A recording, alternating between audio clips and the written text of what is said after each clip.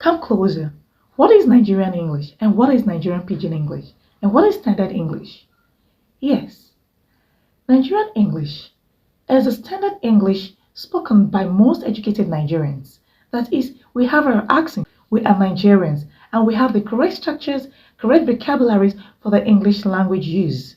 So, what is Nigerian Pidgin English?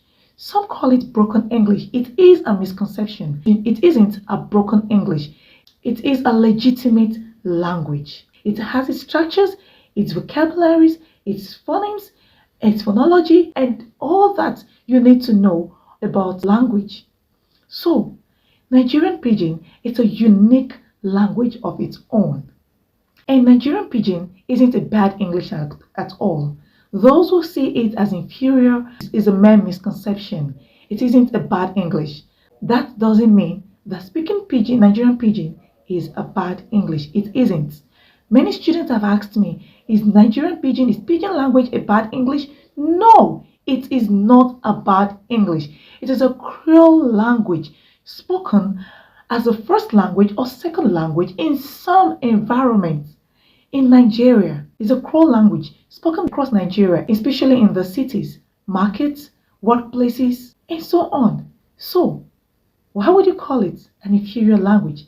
It is a language of unity. It's a language that brings people together.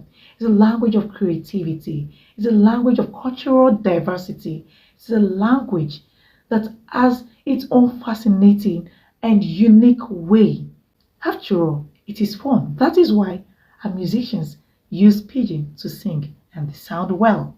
You dance to them. You watch movies with a pidgin English. So, the Nigerian pidgin started during trade between the Nigerians and the Europeans, especially the Portuguese and the British.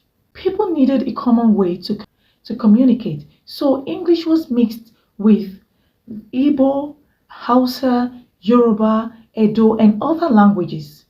This makes the pidgin English having the structure of our indigenous languages, having the structure of Hausa, Igbo, or Yoruba. That is why an Hausa man can say, I dey craze, instead of, are you crazy in English? Or the Yorubas will say, you dey craze, or the Igbos will as well say, you dey craze. All of these are with the syntax or structure of their indigenous languages. Almost everyone in Nigeria understands it. In fact, if you do not understand pidgin in Nigeria, you're missing. You aren't communicating because one way or the other, you speak Nigerian pidgin. Some call it broken English. No, that is a misconception. It isn't a broken English. Okay? If you break yours, that is your broken English, not Nigerian pidgin. People speak it at home, some use it with friends, and it's even used in Nigerian music, comedy. Why do people like Nigerian pidgin? People like Nigerian pidgin because it is easy and fun. It cuts across tribe, age, and education. It feels more real and expressive than formal English. For example, we have the standard English and Nigerian pidgin. How are you doing today? How you day today? I am very hungry. I dey hungry o. I dey very hungry o. I dey very hungry o. Or I dey hungry o. Or I dey hungry well well. Or well well. In greetings, how are you? How you dey? Have you eaten? You don't chop? Where are you going? Where you dey go? I have finished my work. I don't finish my work. I don't know. I no sabi. Please give me water. Abeg, give me water. It is late. E don late. Or e don tey. Now, saying e don tey means it's been long you've seen someone. Or e don tey where e go. That is, it's been long someone left. So, it depends on the context.